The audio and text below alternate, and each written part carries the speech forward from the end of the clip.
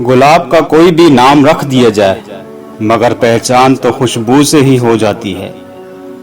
इंसान भी वैसा ही है, इसका कोई भी रंग हो, रूप हो, जात हो, कबीला हो, मगर पहचान अपने किरदार और इखलाक से होती है। थक गए हैं, बहुत टूट गए हैं, तो किसी को कानों कान खबर ना होने दें, और जो भी दुख हैं अपने रब के हुजूर बयान करें।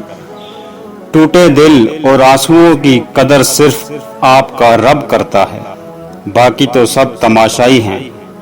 उठिए बिस्तर छोड़कर तहज्जुद अदा कर लीजिए, गिड़गिड़ा कर अपने रब के सामने अपने गुनाहों का एतराफ़ करें और माफ़ी मांगे। यकीन करें बहुत सुकून मिलेगा। एक दफ़ा सब गांव वालों ने बारिश के लिए इकट्ठे दुआ करने का मंसूबा बनाया। दुआ के दिन सब इकट्ठे हुए तो एक बच्चा छतरी लेकर आया। ये है ईमान। अगर हम बच्चे को हवा में फेंकें तो बच्चा हंसता है, क्योंकि इसको पता है कि जिसने इसको फेंका है वो इसको पकड़ेगा भी। ये है यकीन। हर रात हम बिस्तर पर जाते हैं, हमें दोबारा उठने का नहीं पता होता, लेकिन फिर भी हम अलार्म लगा लेते हैं। ये है उम्मीद। इसलिए हमें अपने अल्लाह पर ईमान, यकीन और उम्मीद होनी चाहिए।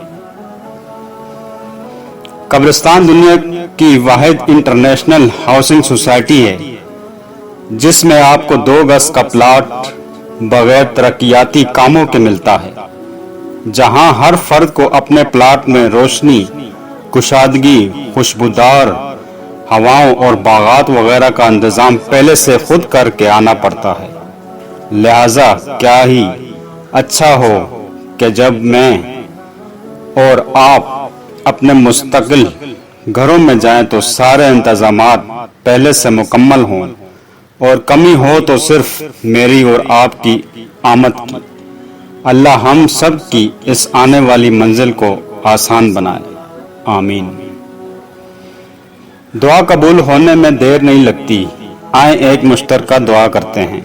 ऐ अल्लाह हमारे लिए आसानी फरमा, हमारी परेशानियों को दूर कर दे। आमीन। दोस्ती हमेशा खानदानी लोगों के साथ करनी चाहिए, क्योंकि खानदानी लोगों को तकलीफ के वक्त दिया हुआ पानी का गिलास भी याद रहता है।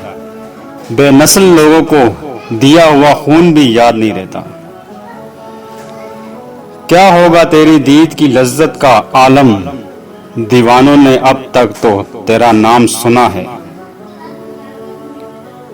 पैसा आना जाना या मशहूर हो जाना कामयाबी नहीं होती।